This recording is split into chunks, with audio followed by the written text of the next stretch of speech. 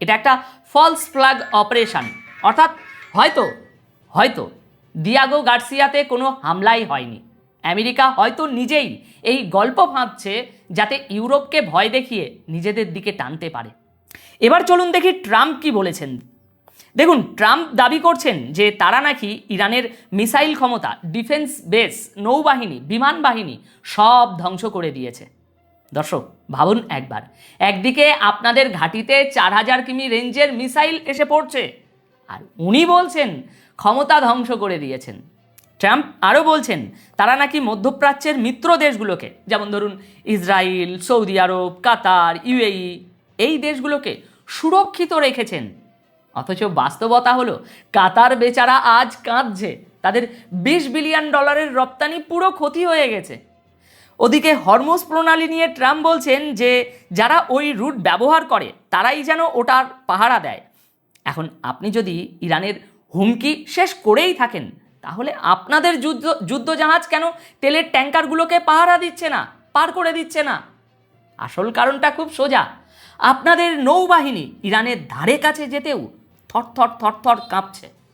America নিজে ঝামেলা পাকিয়েছে, হরমুজের energy hub বন্ধ হয়ে গেছে, আর এখন তারা বলছে যার যার ব্যাপার তারা বুঝে নিক।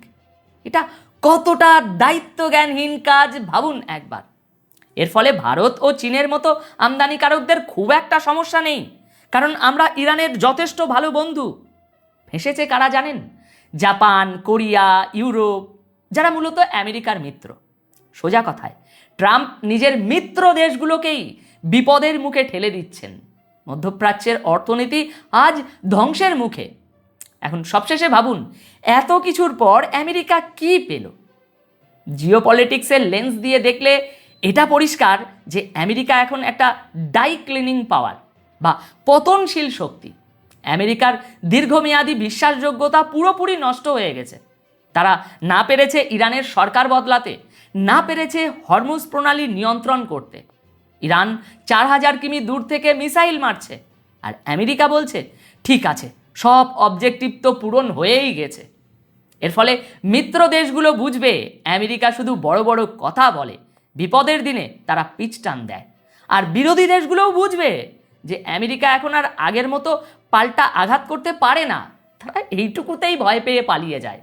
আমেরিকার আসল শক্তি ছিল তাদের মিত্র দেশগুলোর নেটওয়ার্ক, আর আজ সেই বিশ্বাসটাই তারা ভেঙে দিল। দুনিয়ার সামনে আজ এই মেসেজটাই যাচ্ছে যে $350 বিলিয়ন জিডিপির একটা দেশ ইরান, যারা বছরের পর বছর ধরে নিষেধাজ্ঞায় রয়েছে, তারা আমেরিকার মতো সুপার পাওয়ারের অহংকার আক্ষরিক অর্থেই ভেঙে দিয়েছে। ইরানের যখন ইচ্ছা তারা আমেরিকাকে শিক্ষা দিয়ে হাসতে হাসতে বেরিয়ে যাচ্ছে। বিশ্বশক্তি হিসাবে আমেরিকার রেপুটেশনের জন্য এটা একটা বিশাল ধাক্কা।